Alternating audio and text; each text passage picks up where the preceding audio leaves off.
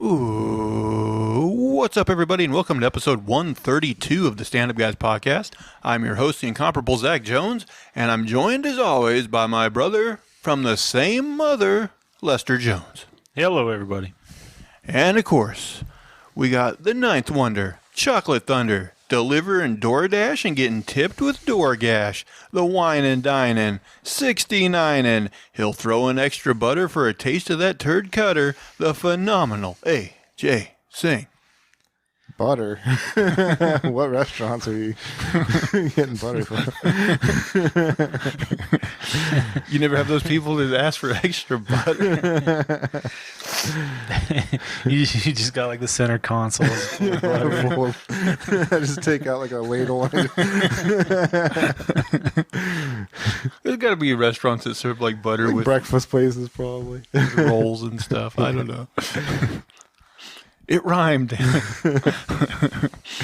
What have you guys been doing this week or watching this week? Well, I know one thing you did this week is like the weather was crazy in Portland. Oh, man. And you had a little fender bender. Had a fender bender. Yeah, it was just the elevation of the street. I went driving on the night it started snowing, and I thought, well, maybe it's not built up that badly yet. But yeah, it was pretty bad. And it was like driving on powder, like, yeah, it was just so slippery out there. You couldn't go like 5 miles an hour. I was trying to go really slow too. It was just so easy. And the street I was driving on was a little elevated, like it was a little bit of a hill, and just coming down it so slowly. It was the slowest accident ever. Like, I'm like, oh man, I'm gonna hit something, and I'm just going through it. I'm like, it's gonna be like 4 seconds till I hit the side rail, and I'm just like, all right, this is happening. It's like that guy that's going to get hit by Austin Powers and like the thing. Yeah. It was like the slowest, most. I accepted it before it even like fully happened. I was like, all right, this is it. It's fine. Man, that night when I like got done with work, like I ordered my Uber, and like it took like probably 10 minutes just to like connect me to a driver. Mm-hmm. I was like beginning to wonder if it ever was going to. I'm like, this isn't good. Yeah, I don't want to walk home in this. Yeah, I was surprised you were even able to get a ride that night. It was that bad. It was lucky I did, and like the guy, my Uber driver, told me like he was like on a trip downtown when like it first started snowing, and like he said he was really lucky to even get out of there. Yeah, for sure. He said it was like terrible. Yeah, Portland's not built for that kind of that weather. No, not at all. Well, they don't prepare for it all. They're like, oh yeah, it's snowing, and they're like, maybe we should plow tonight. No, they don't do that. They're like, we'll start tomorrow when there's nice and like packed like 2 inches thick ice everywhere. Yeah, and then we'll give it a shot. Yeah, fucktards. It is weird because like we're from Montana, and like I don't know, I guess the people are just used to it and like prepared for it, like you were saying, and they, at least plow the main roads good and stuff. Well, yeah, it's like here it snows a couple inches, they get a snow day. In Montana, it's like it snows 4 feet, and it's plowed before you get up in the morning, and you're like, well, I guess I have to go to school. Wow. Dang. Man, the winter of 1996, we had like record snowfall, or like it was the most it had snowed since like the 50s or something. I mean, we were shoveling snow like every day, and it was just like getting so high you couldn't like pile it high enough. You couldn't throw it over the bank anymore. We got one snow day that whole winter. I mean, it started snowing in September that year, which is very early, and it just like never stopped.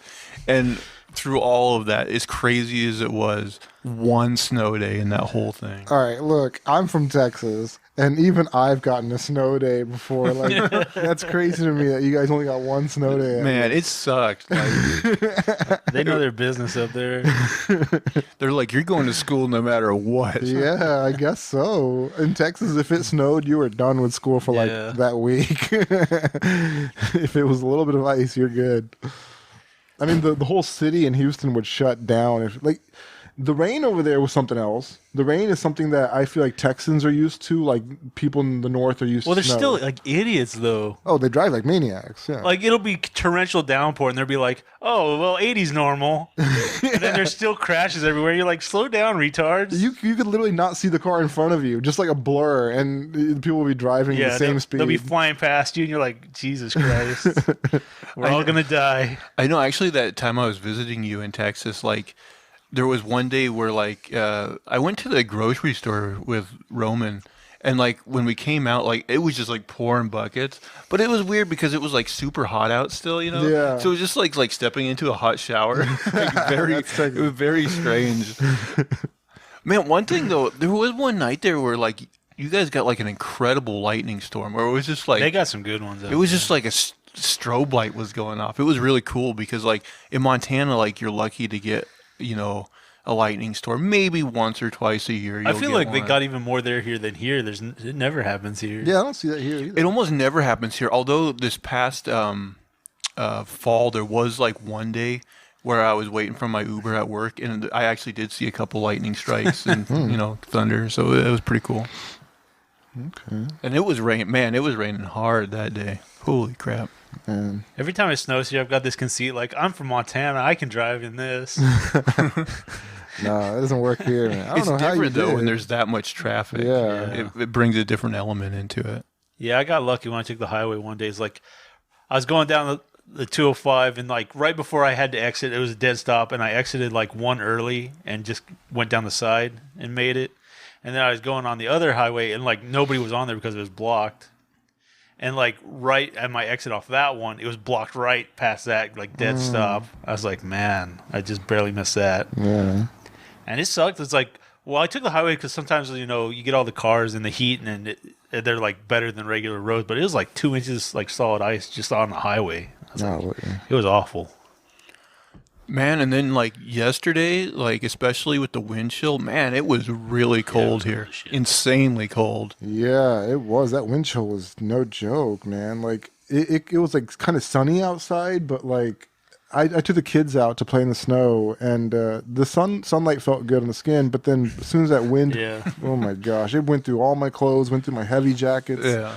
It was bad. Yeah, we took a trip to Costco and it was like, holy crap. And whenever that wind blew and it blew a lot, it was like, holy crap, it's cold. Yeah. The kids are just This like is little just an hour of us furnaces. talking about weather. Yeah, I know. People listening are like, God, this is the worst. I used to go to Toastmasters, and there's this one dude, and he was boring as shit. Like every time he gave a speech, I was like, this is the most boring guy. And he was like this. He was a slow talker, monotone, and he'd always pick the worst topics. One day he just came in and talked about the weather, and it was like a meta statement about weather. Is like, you know about the weather. I like talking to people about the weather. I'm like, I'm gonna die. People listening to this, it's like, you ever see the Californian sketch on SNL where it's like, yeah. Oh, the yeah. very like referencing like California streets and traffic. Like nobody who's not from California knows what the hell they're talking about. That's what people listening to this are like. They're like, God damn, boring like Portland weather talk. Let's get into what you guys have been watching this week. I watched I didn't watch the whole movie or anything, but I watched the breakdown of Skinamarink. I've heard the name because it's such a weird name, but I don't know. It's from that song, right? Like Skinamarink, dun Skinamarink, doo, no. You grew up with different childhood yeah. songs than I did. I thought, well, I think it's based on that song. I don't know. I was like, this is like rape music. Well, I mean, it's a weird movie, man. Like the whole thing is like it attacks your senses, like visually, like they'll show you like a dark wall, and like it'll seem like there's something there, but you're not sure, and it'll just linger on there and kind of like, you know, move side to side for like a whole 3 minutes or something, and you'll just be staring and wondering what you're looking at, if there's anything there. And then like there'll be these loud noises, like shrieks and stuff. It's very much attacking your senses. And you know, I mean, I don't know if there's much of a story around it. It's almost like it's a dream, but you know, it's creepy. It's very creepy the way they made it. So it's effective. Man, movies like that are just like, I don't know, jump scares with noises. I just find that like, I don't know, annoying. I would not want to watch that. I mean, yeah, it is annoying. It's unnerving, you know. But that's what they're trying to do. They're trying to make you uncomfortable. Like, uh, But you just watch the breakdown of horror movies more so than the actual horror movie. yeah. I mean, this guy he goes into it though. Like their whole thing is like to like unnerve you, and they focus on like lingering shots, and maybe there's a face in the background, maybe there isn't, stuff like that. Just it's like it's like how we're programmed. Like humans are meant to be afraid of like the dark. Is there a face there? Is there? It's just playing on those evolutionary fears. And we do tend to like personify objects as well and Yeah. like see things in them. Yeah, we make a story up, so like if we hear like a noise and we see something that might be there or not, we start putting it all together and making something out of nothing. So I don't know, it's pretty interesting. I think a lot of people like have different perceived views of this movie. Like they have a different story out of it each time. A different person sees it. What about you? Well, I guess tying into horror, I watched Suspiria on Amazon Prime, which is post-war. Like, there's a ballet theater in Berlin, but it's actually run by witches, and it's visually weird, but ultimately the story's kind of boring. So, and I don't know. You said it was based on an older movie, but I've never seen the older one. Oh yeah, Suspiria. Yeah. I've heard of it. Yeah. Yeah, I know that that one you watch is a remake of like a classic horror movie. I thought it was like Spanish or something. It could very well be. I'm not for sure. Okay. Yeah, I don't know. This one has a bunch of subtitles, but it was German. Okay. Sticking to horror, I've been reading a book called The Only Good Indians. And basically, it starts with 4 Indians, and they're out hunting, like last day of hunting season. And they find this like huge herd of elk, and they kind of get the jump on them. They shoot like 8 or 9 elk, and the day's closing, and they go down. And there's one they've shot in the back, and she's like crippled, but she's still trying to get up on her front 2 legs and all this. And so the guy he shoots her in the head, and she goes down, and then she gets back up, and she's still trying to go, and he has to shoot her in the head again. And then, like, when he's gutting her, she's pregnant, like, out of season, but she's got this calf, and it's, like, still moving in the bag or whatever.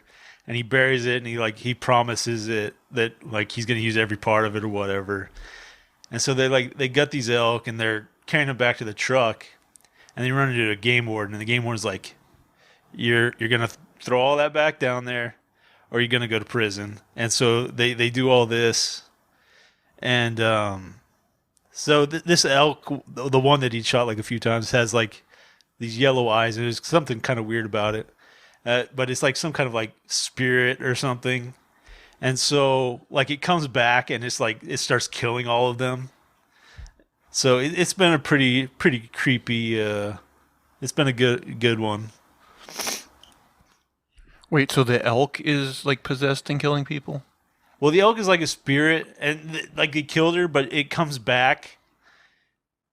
I don't know how much I want to say, but it actually comes back in like this dude's girlfriend, and like he's having weird visions and stuff, and like he gets tricked into killing her, and then he sees like her stomach move, and he cuts it open, and there's like an elk calf in there, and it turns into this whole fucking weird thing. But yeah, it's been good. I'll take your word for it. Yeah, Sounds interesting. The Only Good Indians, Stephen Jones. So that one's been really good. I've been reading on this series called Sandman Slim, and it's about this guy's a half angel, but he got sent to hell, and he's fighting demons, and it's like this noir, and he's got all these like, fucked up metaphors and shit. Like, it's like this guy jumped out of the car and hit the pavement like a sock full of wet oatmeal. I'm like, these are my kind of My kind of metaphors. but he's just got them all over. He's got all these great references and these great words. But yeah, it's like a noir. It's like, I don't know, horror, fantasy, fighting demons, just like a gritty anti-hero. Super fun. Sandman Slim. Richard Cadre. But I would give either of those a try. It's super solid. What about on the like movie TV front? Well, because we watched Quantum Mania last week, I've got like a couple weeks where I've seen some different stuff. The Old Ways is another horror one I watched. I don't remember if it was on Netflix or Amazon, but it's a demonic possession / exorcism film. But it's very compelling. It just keeps you tied in the whole time. It's just very good. The Old Ways. There's some creepy stuff, some pretty traditional exorcism stuff, but really good. Just keep rolling with these. Sure, yeah, go through it. I watched this. I'm pretty sure this was on Amazon. It's called Brian and Charles. I saw like the thumbnail for that. I wasn't. Well, it's like this sci-fi, but so it's like this guy's an inventor. Yeah, he's out living by himself, and he's all lonely and shit. And he's making all these terrible inventions, you know.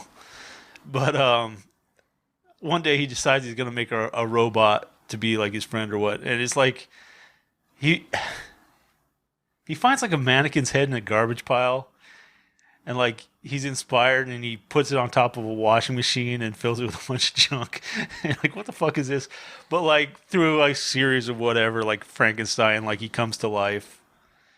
And I don't know, it's like a friendship story / just kind of random weird stuff, but it was a lot of fun.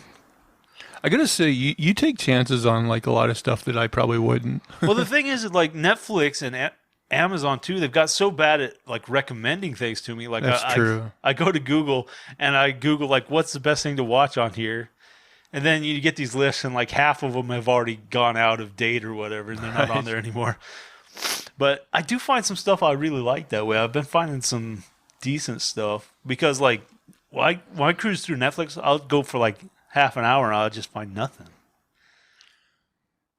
Yeah, it sucks when there's like so many options, but it seems like they just put the same 5 shows like on the front page, Yeah. and they'll bury them in like different categories, but you're coming up with all the same stuff, and you're like, God, there's probably something on this service I want to watch, but it's buried. Yeah, it's hard to find. It's weird. They're doing something very wrong in that department. Well, and I don't understand why like Netflix, like there are some services like HBO Max lets you do this. I think Hulu used to, but I'm not even sure Hulu lets you anymore, where you have the option when you go to browse, you can just say like A to Z in both movies and TV and like go through and see like everything that's on there. Yeah. Netflix does not let you do that. I think there are maybe websites you can use to do that, but I really liked back in the day where they actually showed ratings. You're like, oh, 4.5 stars, I'll take a chance on this, you know. And they got away from it and they're like, yeah, it's not the most important metric anymore. And I'm like, yeah, it's kind of important. I don't know. didn't they for a time like try to do this thing where like, oh, based on what you watched, we think there's this percentage chance that you might like this. They used to do that. I don't Yeah, think there's a machine learning technique where they can do stuff like that. Where like if you like certain stuff, they can measure it against other people who like the same thing, and then like try to figure out your taste based on what the other person liked, and so they still use those. But yeah, I don't know. They give me so much repeat stuff and so much I don't want to see. Another one I watched was The Harder They Fall, was the pretty much all black Western, which there's stuff in there that didn't make sense, and it changed directions a couple times in weird ways. Still like, what's his name? Jonathan Majors. Oh, he's in that. Okay. Yeah, he's the main character, but I've been seeing a lot of him lately, and I really like him. So I don't know. It was okay. It wasn't amazing. Yeah, I didn't watch that movie, but like, there's a podcast I listen to with like a guy that reviews like movies and stuff, and he hated that movie, and he said like there's a part that stood out to him where like, you know how like on like sets like they'll have, I guess it's called a facade, where like it makes it look like there's a 3D building, but really if you look from the side, it's just like this thing that's a couple feet wide. But he said there was a shot where he could actually see one of those. He saw one of those. Yeah. That's not great. I know, like, I love in like the older ones where you can tell that the background's just a painting. Yeah. They do Which- that in the room too. I mean, essentially, I guess that's what CGI is these days. But yeah, I really like those. You know what? I think they actually kind of did that in that Dick Tracy movie, but it actually kind of works. Like Sometimes some it of them works. look kind of cool. Yeah. But I think they also maybe do this thing on. I might be totally wrong about this, where like they'll have like a shot of the city, which is a painting, but then they'll add like plumes of smoke, so it kind of looks Right. So you added a like little it's bit. right. So it kind of looks like it's more than just a still image. And if you're not if it's not like a long shot, a lot of times I think I've probably been tricked by those. But sometimes they'll sit on for a couple minutes and you're like, yeah, that's super fake. You know what's weird is like Warren Beatty, like he owns the rights to like the movie rights to Dick Tracy. Okay. But like he has one of those things that like a lot of people do with properties where like if he doesn't do something with it in so many years, he loses the rights.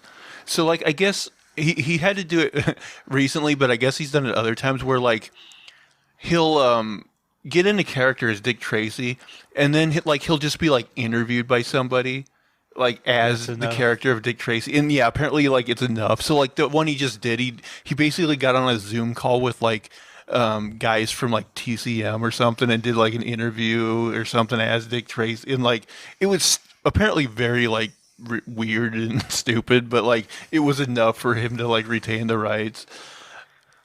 But I'm like, if he's not like doing anything real with them, like why not like either sell just them, sell it again. sell them, or make a deal to where like if somebody makes it, he gets like a slice of it or something. Like, Yeah. I mean, I don't know at this point if like Dick Tracy's a hot enough property that they could actually make a successful movie, but maybe They're willing to remake it almost anything, so it seems that way. yeah. I remember Dick Tracy. I watched it like once or twice. I never watched it. Yeah, it was. Or if I did, I was very drunk. Yeah, it's like I think it came on TV back in like the 80s or 90s or something. I have seen it. It's weird because it's not great, but I don't know. It's weird, but I think it is almost worth a watch if you haven't seen it. It's I don't know. It's weirder than it is bad, I think. It is weird, that's for sure. Visually, I think it has some cool flair to it. But yeah, I don't know. It does have Madonna in it. Man, have you seen pictures of Madonna recently? Oh yeah, she's super Botoxed up. I think she might have even gotten Poisoning?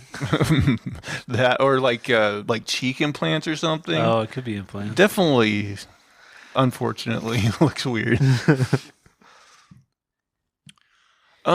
Yeah, getting old looks better than that.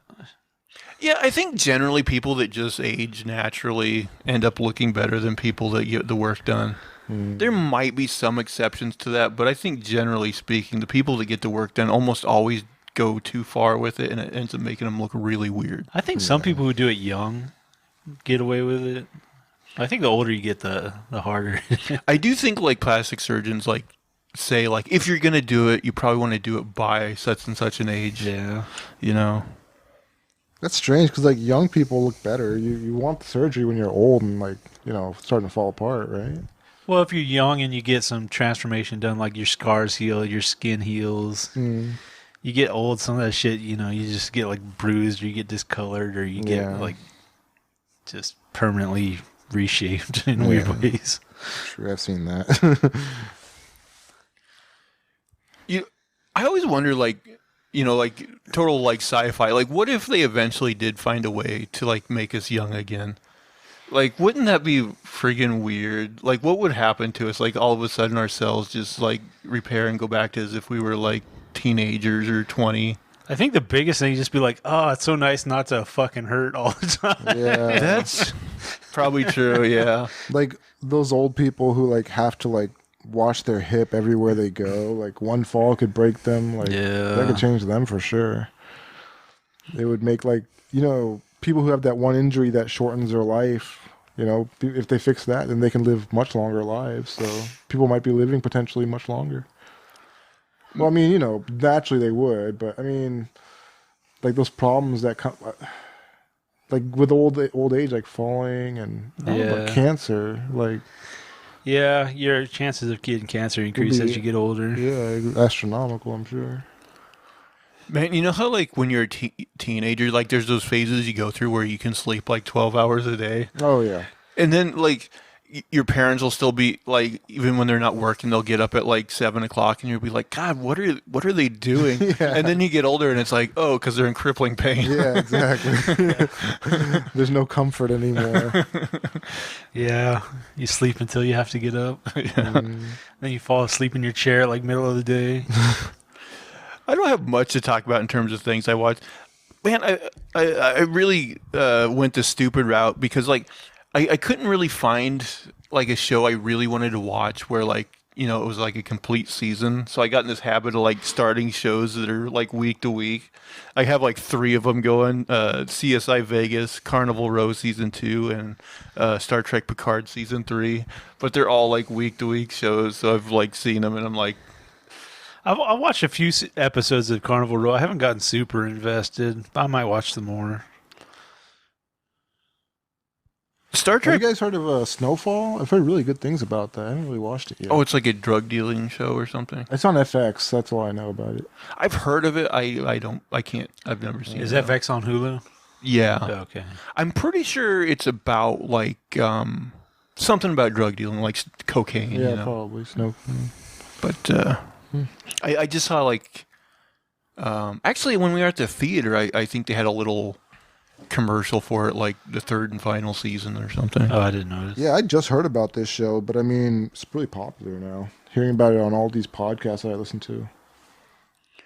And then I did watch a movie on Netflix called The Pale Blue Eye, which is like it's a mystery where it has Christian Bale in it, and like it takes place in like I want to say like 1830 or something, but basically at West Point, the military academy, like there's a guy found dead hanging from a tree, and so he's a detective. He's called in to solve the case, and like while he's at the West Point Academy, he one of the like cadets there is Edgar Allan Poe, and so he ends up kind of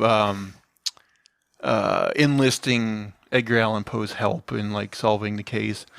And like overall, like it's okay. It kind of takes this turn at the end that I'm not sure I really loved, but like it's fine. Like it's I can't give it like a full-throated endorsement, but like if you're looking for a mystery, like you got a couple hours, sure. Like I don't know, it's fine. Is my A resounding it's fine. it's a resounding. It's fine. If you can't find anything on Netflix, With that being said, guys, should we get into the heat of the beat, as they say, into the story time of the show? Let's do it. Well, for anybody who hasn't watched or listened, we're going to go around the table. Everyone's going to bring a wacky news story from around the globe, and we'll see if we can't just make something funny and or entertaining out of it. And as tradition dictates, AJ, we usually start with you, so what do you got for us? All right, I got this out of a UK paper. Mum says she doesn't use toilet paper because they have a shared family cloth. This is disgusting. One mom has divided opinion after revealing her low-waste lifestyle. Allie revealed that instead of using toilet paper, her household uses a family cloth. In a video about using recycled toilet paper in her downstairs bathroom, one user commented, "At least you had toilet paper and not family cloth." And this is where things get controversial, she confessed. The family cloth and bidet set up in the upstairs bathroom. I cannot tell a lie. In another video, she explained to her TikTok followers what a family cloth is, and if you're squeamish, don't read on. If you're curious, please do. But don't say we didn't warn you. I didn't know who came up with the term family cloth, but it is an unfortunate name for cloth toilet paper, she said. Let me show you the setup in my home to hopefully help remove some of the ick factor. This is the toilet in our upstairs bathroom, primarily used by my husband and I. The mom continues, this is a basket of clean wipes, mostly flannel cut from old Christmas pajamas. When I use the bathroom, I let the bidet do all the heavy lifting, pat dry, and then clean wipe, and then put the used wipe in this bin, which will eventually go into the laundry. No wipe is ever used for multiple bathroom sessions without being laundered. That would be disgusting. She shared that she has regular toilet paper in her upstairs bathroom as well as the family cloth, which she claimed is sturdier and softer on her bum. Well, consider the ick factor well and truly not busted. In fact, over 1,000 TikTok users took to the comment section to reveal the ick factor is still alive and thriving. One TikTok user said, "Nope, I still poop left. I'm not sticking that in my washer." A second commented, "When I heard family cloth, I was very scared. Y'all were sharing like a single rag hanging on a hook by the toilet." That would have been a better story. Yeah. A third kept it short and sweet. "You couldn't pay me to do this." So yeah, that's how you live a sustainable life at Allie's house. That is disgusting, man. Like, even if you just wiped at the very end, like, you're still putting shit in the laundry. Like, I mean, that's what people used to do with like cloth diapers, though. But here's the thing. I don't know if this is as gross as you think, because like when they say family cloth, at first you get this image that they all have like one cloth and they're all using it between them.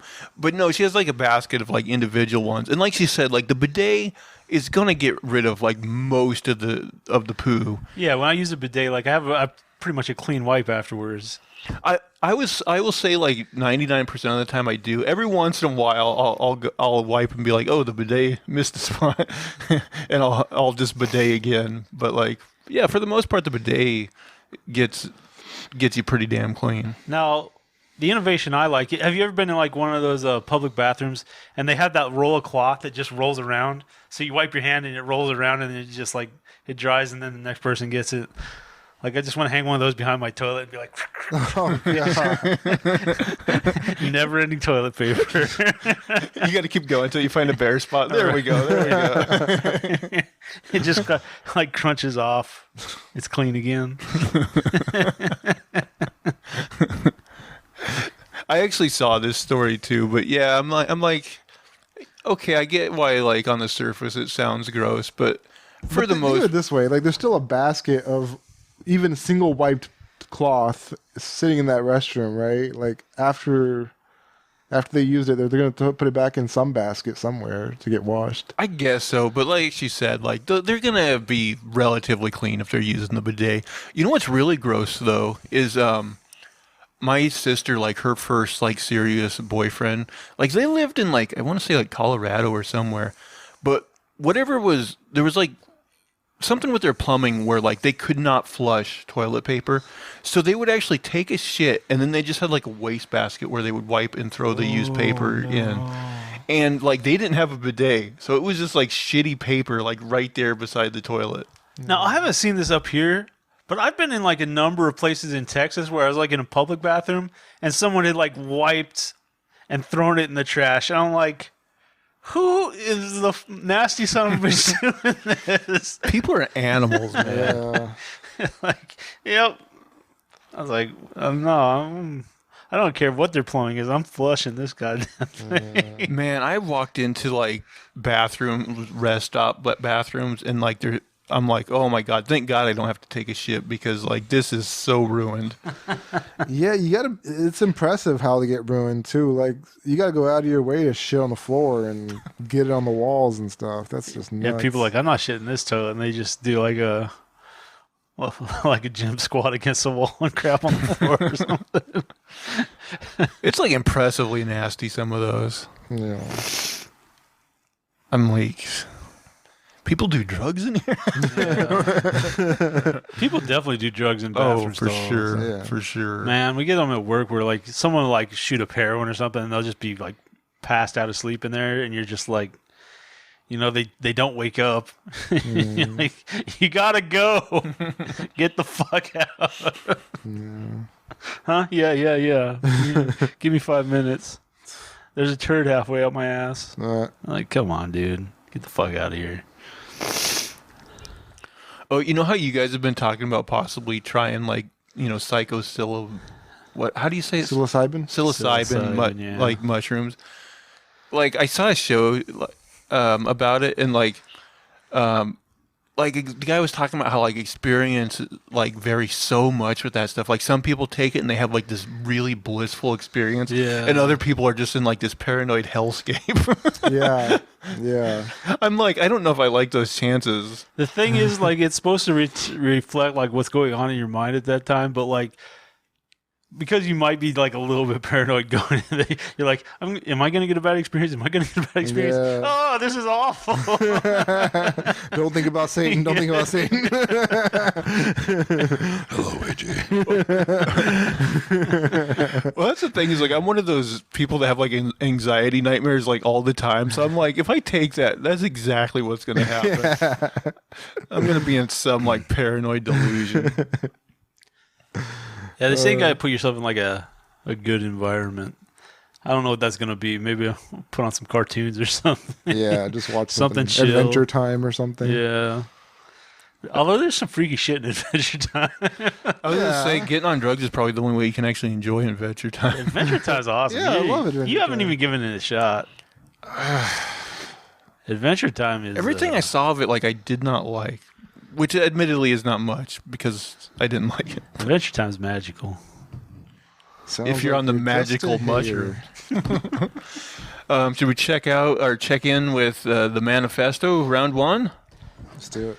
Let's see if I can find what I was looking at here. So I got a random tweet I'm going to read to you guys. Okay. This is from Leslie Davidson at Big Les 67. Nice handle. No, Although Big Les 69 would have been better. Brought brownies in for all my coworkers. Wasn't because I was feeling nice, but because I heard they were doing a random drug test and I didn't want to be the only one dirty. I heard about this. I've heard this. So unless they plan on firing the whole staff, they better leave me the fuck alone. I was like, this guy's on the next level. Yeah, that's next level thinking. Logic. Yeah, I like it. Smart. I'm assuming that's probably, well, who knows? It's probably just a made up joke, but like I could see somebody trying that for real. Like I'm gonna dose all my coworkers. I mean, thing is, you would get in trouble for dosing them all, right? Like, Well, you have to bring in the brownies anonymously. yeah, that makes sense. Because there was that wedding we covered where I guess the patrons like pressed charges against the wedding host because they got high off their food. Oh right. Yeah, the wedding guests did not like getting high off of it, so they were just disgruntled. I The think thing they is, filed you a can case. just say somebody spiked it. Like, you can't prove you did it, right? Maybe they can. I don't know. And maybe they thought everybody would enjoy it. They were like, "Hey, did you guys have fun with that?" And people were like, "No." That would be the best wedding if everybody was off their ass on LSD. There are weddings like that. There are weddings where people have like expensive designer drugs and stuff like that. Like it's Yeah. nuts.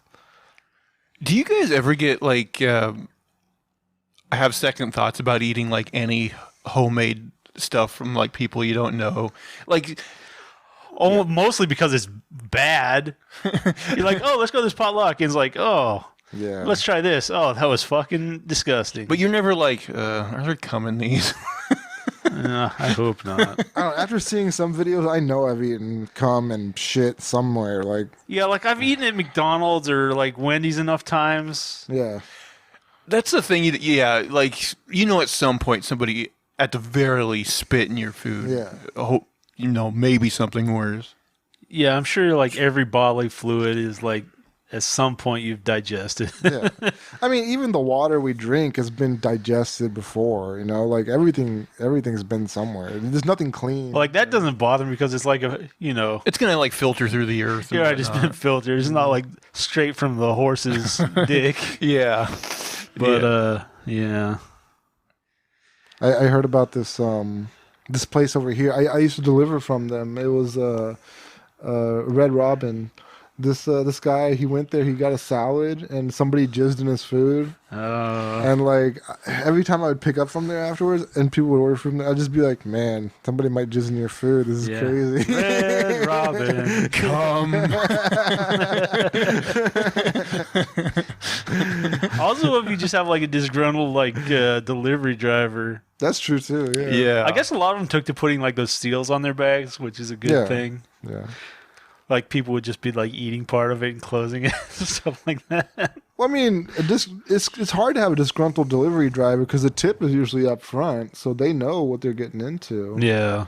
I mean, unless you're just a jerk to them while they're delivering, like, "Hey, where's my food? Where is it? Hurry up!"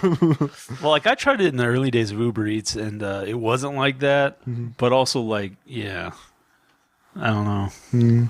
Wait, they tip you before they get to order? Yeah, Like, they usually have you the get tip. you get to see like the total price for the ride before you accept it. Yeah. Yeah, that's a better way. Well, I mean, like, when you take a regular Uber, like, it doesn't ask you if you want to tip until after your ride's over because, you don't know if it was a good ride until afterwards. Yeah. Well, most of the time on the ordering ones, like you order your food and it tells you the delivery fee and it's like, do you want to add a tip? So all of that's kind of up front. Yeah. See, I would think it would be better if it let you tip afterwards because, like, maybe you get your stuff and, like, there was an issue or something. Yeah, but the base pay should be higher then, because like nobody's gonna accept an order without a tip in it. Like if like they're going 10 miles for like a $3 order, they're not gonna take it unless there's some sort of like tip added to it to make it even enticing at all. I see. Yeah, their base pays are so low, they don't. There's no incentive to. Oh, so, like, unless there's a tip, like, it's almost not even worth Yeah. your time. Yeah. Oh, that kind of sucks then. All right, well, guys, I got the article about an invention that we can all use. Sperm extraction machine invented for men who are too embarrassed to masturbate in hospitals. What? I think I saw this one before. Like, were they masturbating in the hallway? Like, all you gotta do is go to the bathroom. Because, like I get it, like that, how that would be like embarrassing. Like, oh no, they know I'm masturbating in this room. But is it any better? Like, oh, they know I'm sticking my dick in this machine in this Yeah. room. I mean, I'm not technically masturbating. This thing is doing it. for some people, masturbation is difficult both to do and to discuss. While some men are never more comfortable than getting their little fella out for a good time, others are a bit more timid. And this kind of anxiety is magnified tenfold when they have to drop trow in a strange setting. But help is at hand, so to speak. If you ever found yourself at a donor center looking to offer a bit of yourself into the world, you may have noticed that the sanitized setting of a medical room isn't quite the mojo starter you might have thought. So it can be a little tricky to get yourself ready for action. Well, some boffins over in China have come up with a genius way of removing every ounce of embarrassment from the entire process. A robot vagina. I mean, what says totally at ease, like sliding your luncheon truncheon into a mechanical sex hole? Brought to you by the good people at Jiangsu Sanwei, the device essentially mimics a real vagina, making the sperm donor more comfortable than they otherwise would be if they were left to sort themselves out with a couple of dirty mags. Look at this thing. This could just be a glory hole, really. Yeah, that's what it looks like. What was that short film I was talking about the other Oh, yeah. box with the room? alien. There's like an Oh, alien fuck hole in the yeah. wall. That's what this is. According to the firm, it comes complete with a massage pipe, variable speeds, pressure and temperature, as well as an adjustable height to meet the requirements of the end user. Oh, and the isolation pad to capture your deposit. Speaking back in 2019 about the nifty piece of kit, Sanwei chairman Ding Gujiang said it would help a lot of people. He said, nowadays, the amount of sperm in semen has dramatically decreased. Hospitals mostly use masturbation as a method to collect sperms, and they don't provide a venue or equipment for the task. This makes collecting sperm on the spot very difficult. Under such circumstances, in order to meet clinical demands, we invented this automatic sperm extractor equipment, which is also friendly to use. Discussing its likeness to a real vagina, Ding said, in terms of temperature, wetness, and amount of light, it is able to meet certain standards and simulate a vagina. Wait, what amount of light? That's what it says. I hate those dark vaginas. We need as much light as they can. I want to be able to see in my vaginas. Meanwhile, it can also replicate the physical movements of sexual intercourse by moving back and forth. Also, it simulates vaginal contraction, which cannot be realized by the normal human body. Is able to, by a huge extent, provide comprehensive coverage and pressure. It comes with its own isolation pad to capture your deposit. But while some of you may not back the idea, it actually went down a storm with a lot of patients in China. I've never heard that expression. Went down a storm. This just reminds me of how like women are dating less men these days, and men are seemingly trying to find a solution for that. Well, it makes sense that this was invented in China because they got that, the ratios yeah. off after years of, the Yeah. one-child rule. But you think like women just want to have like random kids that they have to support themselves? Like, this is my plan.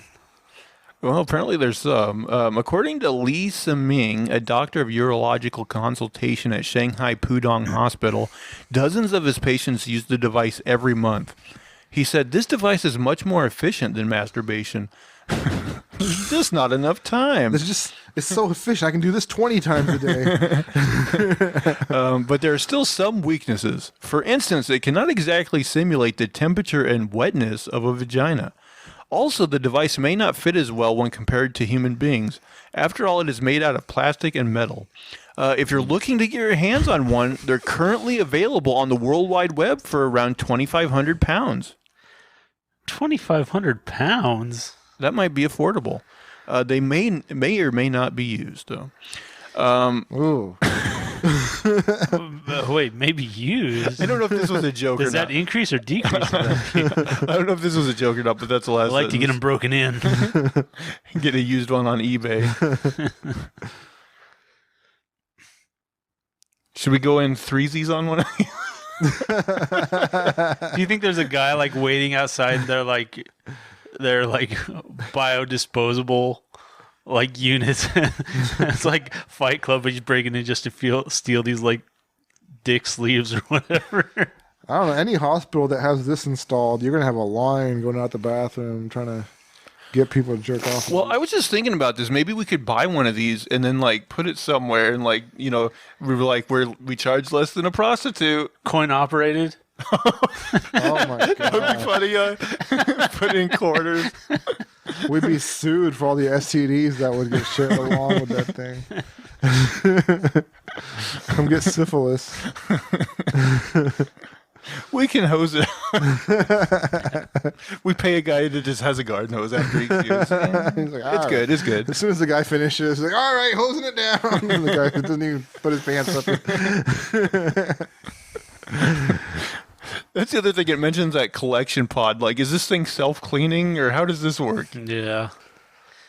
They'd probably have to pay somebody like $50,000 a year to go in there and like. You could make it like a double like profits, right? You could get like money for people using it, and then you could sell the collection to like a sperm bank and get money for that too. You just go to the sperm bank. We got like a fucking 10 gallons of jizz here. How much you offering for? It's like the Kirkland brand. Yeah. You save money by buying in bulk. Yeah. You remember on Twitter where he was talking about making like a sperm milkshake? Because he's made out of like all the sperm from like all these athletes and geniuses and stuff. Who?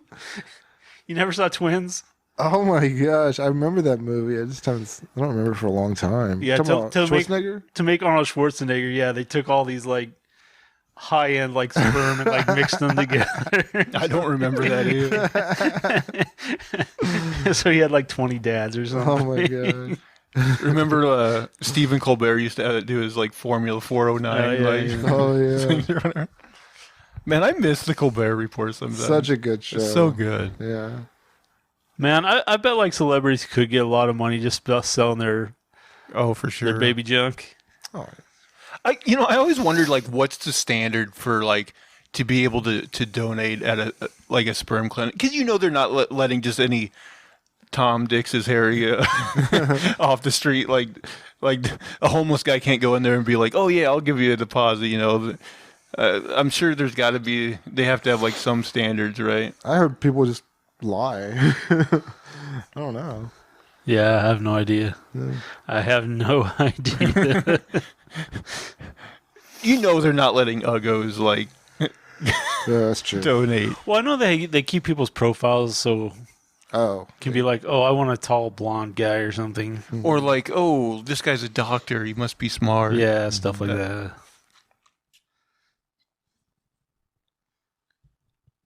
I bet a lot of those guys that donated though never expected these 23andMe things where like people could actually track them down and be like, yeah.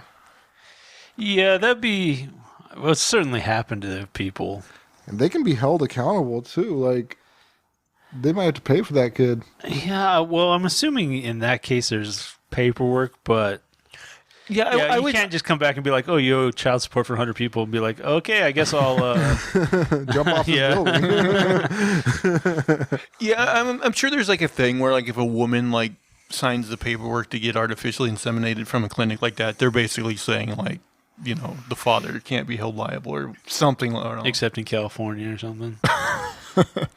I feel like I've heard of something like that. I gotta look this up because I feel like I've heard of something like this. Because I think they can make laws that will supersede like contracts and stuff. So I don't know. You might be able to get fucked in something like that. Yeah. I have no idea. I mean, I've heard of cases where like even a guy who's not a biological father, if his name's on the birth certificate, he has to like pay. I have heard that. Yeah. Yeah, I know people have gotten hit by that before. That's wild. Because I think by signing that, you are saying like, yeah, I'm the father, I take responsibility or whatever, Moral of the story: never sign birth certificates. Yeah.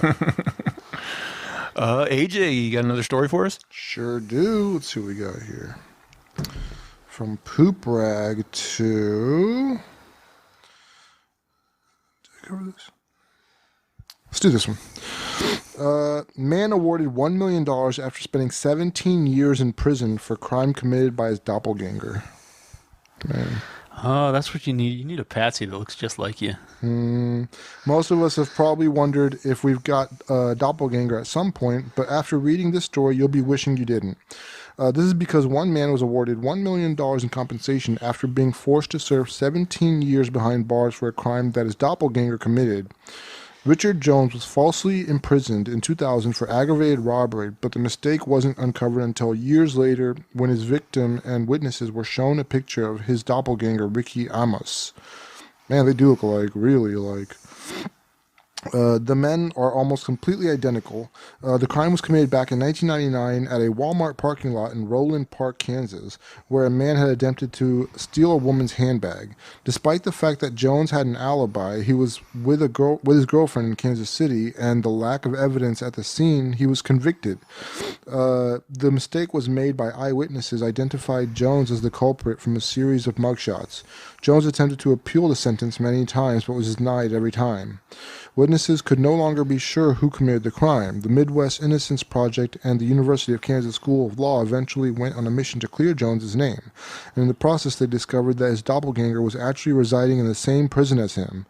This led a judge to present the victim and eyewitnesses with Jones' mugshot again, and that of another inmate, Amos. However, they were unable to tell the men apart. There was also no physical evidence, DNA, or fingerprints that were ever linked to him to the 1999 crime. Although Amos went on to deny having committed the crime, he was convicted in Jones's place, and his doppelganger was finally allowed to join his family. However, due to the statute of limitations expiring, Amos would not face any prosecution for the crime. Jones said that he believes he was blessed after finally being released in 2017. When it comes to my kids, it's been a tough ride, but they are now at an age where they can understand. Jones also received a certificate of innocence as well as his compensation. I don't believe in luck. I believe I was blessed. an So attorney. blessed that I spent all this time in That's prison. positive spin. Yeah, I mean, I've heard of cases where people don't get anything though. Yeah. You know, so I mean, the fact that this guy even got like $1 million is something. That's a big deal. I mean, I think anybody who's wrongly in prison and they're released like that, they should get a minimum of $1 million. Yeah, I agree. But I think I heard about this case recently where this guy, he got locked up for like 23 years and got out. He was just happy to be free. He legally wasn't allowed to sue even or to get any money for it. Yeah, that's crazy. Yeah. Yeah, they've done studies that have shown that like if they have someone testify against you, like eyewitnesses, they're notoriously like, Terrible. yeah, they're not good. Even though most people think that's like one of the best Yeah. best things is like they're not reliable, especially if it's just like one person, one eyewitness. It's like you can't convict people on that. It's that bad. I mean, none of us have like that Sherlock Holmes thing where we can be like, oh yeah, he had a skull tattoo on his left thumb, or all that kind of BS. Like, yeah, nobody's memory is that good. Have you guys ever like just came across like a random stranger in life that you thought kind of looked like you? I never have. I was just curious if you guys ever have. I don't think I've had that, but I've had a few times where a lot of people were like, "Oh, you look just like somebody else." Yeah, I've had that. I seen like a picture of a guy or a TikTok where I thought this guy looked like me. That's very rare though. That's like one time ever. Manifesto round 2. How much time we got left? 5 minutes or so. Okay, this might take us out.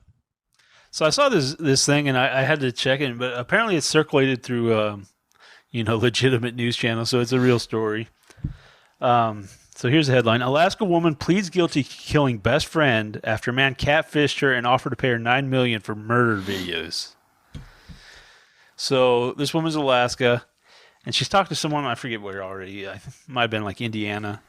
And like he's catfishing her with like a fake profile. And somewhere this offer gets made. And she rounds up like 3 or 4 of her friends. And they take this woman out who's apparently somebody who she knows, but it's also they're like maybe mentally handicapped or something. They have something going on. And they take her out and they kill her and put her body, I think it was in a lake. And whatever the details are, eventually they get caught, and somehow they also figure out who the real person was behind the profile. But I was like, is that all it takes? You know, if you have an enemy, like you just like catfish someone and be like, I'll pay you $9 million to kill this person. And they're like, yeah, okay. I'm just glad they found the person who was behind it. Like obviously the people who actually committed the crime should be held fully accountable. But Yeah, they've all also- been charged with murder. Yeah, good. But it's just crazy. It is weird that like that lady I mean, what kind of relationship did she have with her friends where she felt comfortable even proposing that to them? Yeah. Well, she has to be a psychopath. Sometimes I wonder if, like, do psychopaths, like, recognize each other and be like, oh, yeah, I'm like you. Or maybe some psychopaths know they're very good at controlling other people and can talk them into stuff. I think that's where it is. I think they just really know how to manipulate others. I mean, $9 million is a lot of money, but you still have to be a psychopath. what I'm curious about is, like, did this guy actually have $9 million? Like, was this guy It a didn't rich... sound like it. He was posing as, like, a millionaire. Yeah, he was just catfishing. Yeah, it was a catfish. Like, it was a fake profile. So he said he was going to pay him $9 million for, like, a video of the murder? So did they actually Right, they video sent it? him, like, photos and videos, I'm guessing, yeah. Jeez. So... But yeah, they shot the woman in the back of the head. That was the story. I mean, it's just... I don't know, there's so much crazy shit out there. And you just hear about stuff like this and you're like, man, that's I don't know, man. There's a lot of people in this world who will just tell you blindly that people are good. Just... Well, you see that too, and I just think at some point you gotta be like, you have to be like incredibly naive to believe what you believe, you know? That's true. Like, this person, like you said, was a psychopath, but then they were able to be manipulated by this guy online. Well, they were tricked, obviously, Yeah. but I don't know. I mean, like, everybody wants to win, you know? So, like, I'm sure the psychopath thought, oh, that's a great deal for me. Not even questioning, like, where's this coming from? Does this person really have this money? People just want the win, you know? Like, I would have been so paranoid that I would have only considered doing it myself. Like, even if I was a psychopath. Well, that's the other thing. If they killed this woman with a gunshot, like, why did she need the co-conspirators to try to like hide the body or what? I guess. I mean, it would be hard to dispose of a body. But then they're giving away evidence. Like, oh yeah, here's this video or photos or whatever of the crime. Like, they thought they were gonna get away with this. I I mean, guess. I mean, like, was like the dark web or something? Like, what? I didn't see where they met. So apparently some online, probably dating site, I guess. It's just weird that you would think you'd get away with uploading a video. Like, Yeah. There are other people too who are like you said, maybe they're suggestible or they're just like they can be manipulated. Like some people are like, "Oh, they love me. Like I would do anything," and you're just like, "You're stupid." I mean, maybe once this guy like, got her on the hook or whatever, like, or got her interest with the catfishing. Maybe he was like, okay, now let's switch to one of those apps where supposedly like you're not monitored or whatever. You know how they have those chat apps where supposedly like people can't look in on them or whatever. right? I know there are end-to-end encryption things out there that Right. are completely solid, but yeah. Although, remember you had that story where they caught a bunch of drug dealers because they like the police like convinced them to use like an app like that they had some sort of control over and actually did monitor them. Maybe I don't remember. It was a long time ago, but I remember you had a story like that. I think it was like out of Australia or something, I want to say. Oh yeah, there was like that was like a big sting. They took down a ton of people. Right. Yeah. Yeah, they got them. Well, I think they let it run for like a long time, and it was like some kind of dark web thing like that, where people had been communicating long enough they thought it was secure, and they just let it run until they had like a full like network full of data, and then they brought down the hammer after that. Yeah. But, I mean, apparently it worked. They got a lot. Yeah. The thing with thing I hate about those is like you're only like postponing the inevitable. It's like it's just gonna fill those market needs are just gonna fill back up.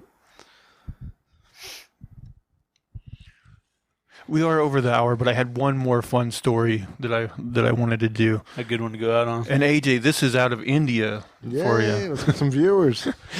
This one surprised me because I don't know if you guys remember, but several months ago, I remember I had a story of like I believe it was a white guy, and he had like this balloon fetish where he was like in love with balloons, and That was a while ago. Yeah, Oh, yeah. Apparently, he's not the only one with that fetish. Man in love with balloons shares bed with them and can't live without his lovers. Akash Majumdar from India has objectum sexual, meaning he is sexually attracted to inanimate objects and balloons in particular. So much so that he shares a bed with them and they have an intimate relationship. See, here's the guy with a bed full of balloons. Can you show those nude balloons like that on the table? A man who is attracted to objects has dissed the details of his relationship with multiple balloons. Akash Majumdar, 28, is so besotted with his collection of inflatable partners that he could burst. The romantic identifies as objectum sexual, which means he is sexually attracted to inanimate objects. The loving bond between Akash and his balloons began as an innocent friendship, but blossomed into something deeper as he got older. Now, the 28-year-old from Mumbai, India, shares a bed with them and says they also enjoy a physical relationship. I like their presence and warmth and share intimate feelings with my balloons and vice versa, Akash told Need to Know online. I make out with my balloons. When you're in love, you spend a lot of time together and accept all kinds of flaws. Love. Look, he even As went if they to have a personality. he even went to like He McDonald's. carries them with around one. in public. Oh man. Every morning, I wake up by saying good morning and giving a kiss to my balloons that sleep beside me, and vice versa. Right. I hope they wash the cum off first. When they become inflated, I think that's when they're born. Oh, now he's going to have this debate. When's conception? I can talk to them, take them shopping, and for a walk in the garden. They do talk to me through dreams and telepathy. The balloons should have the freedom and the chance to see the world, and that is the reason why I walk with them everywhere. Yeah, these balloons got a good luck. Oh, look, he even took one on a date, or a bunch of them on a date here. Oh. Man, you just see some guy out in the wild kissing a balloon. Run. The thing is, there was like a time in the world where it'd be like socially acceptable just to kick that person's ass and walk away. Like we've gotten away from our roots. Since becoming physical with his balloons, Akash began to feel something stronger towards his floating lovers. 2 years ago, the 28-year-old was so determined to tie the knot. The balloon. I had it. He got down on one knee and proposed. You want to elaborate on any more of their bad puns? He added, "Since I've confessed my love for my balloons, my life has changed for the better. Our love is so strong that I can't live without him." Akash said he became closer to his floating lovers after becoming physical with them. I love him so much that in 2021 I proposed to him for marriage. Why is it quoted like this? Is this from the balloon? Are these gay. balloons men? I don't know. He adds that the couple share each and every thought, feeling, and emotion. Due to the party decorations' fragile nature, Akash ensures he takes extra care of them to avoid any accidents. He makes sure they are protected from nearby sharp objects. He added, "The balloons are just as fragile as the human baby. I need to protect him from all danger." So he does refer to them as him for some reason. From sharp objects, changes in temperature to suffocation. Because of his delicate nature, I supervise him at all times. This is the most attractive thing I find. I feel safe and calm with him and vice versa, as he often gets killed for fun. Unfortunately, however, accidents do happen when you're surrounded by balloons every day. When you're fucking the bejesus out. Yeah. Each burst balloon is a tragedy for Akash, who ensures they have a proper burial after they sadly pop. He added, "One day while inflating a few balloons with a pump, a balloon got popped. I cried for the loss, and after that I became more careful.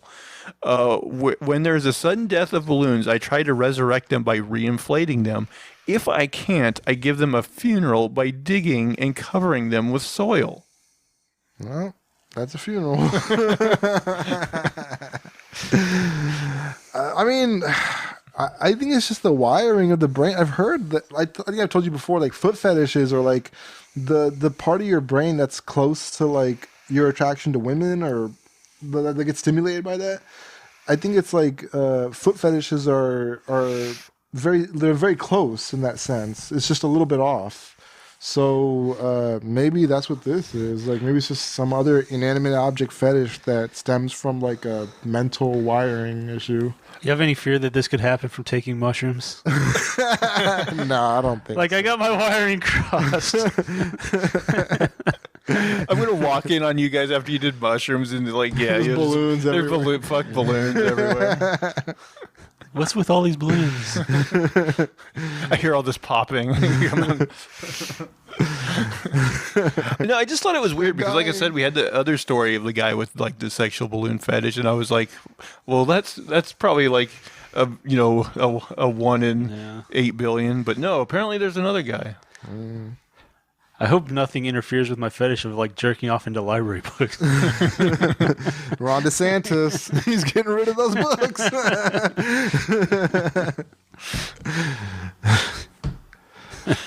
He's going to use you as an excuse.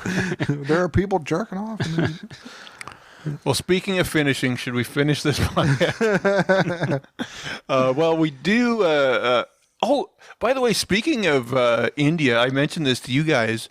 Apparently, India, you guys really supported the audio version of the podcast this last week. I was like, I don't like our numbers went up like significantly in India and Singapore. I was like, I don't know what caused this, but thank you. Yeah, we appreciate it. Yeah, no matter where you are in the world, come check us out. Yeah. Anyway, we do thank everybody very much for following along. Make sure to subscribe both on the YouTube channel and on to the podcast on your podcast service of choice. Leave us comments, thumbs up, all the positive reviews, all that good stuff. And why don't you come over and talk to us on Twitter as well? We'd be happy to do so. Guys, where can people find you on Twitter? A name for this 2, and that's the number 2. At Unsolicited SUG. And you can, of course, find me at Zach Jones Live. That's ZachJonesLive. And that is going to do it for all of our shenanigans and poppycock this week. Please, please, please tune in again next week. Bye, guys. Take care. Have a good one.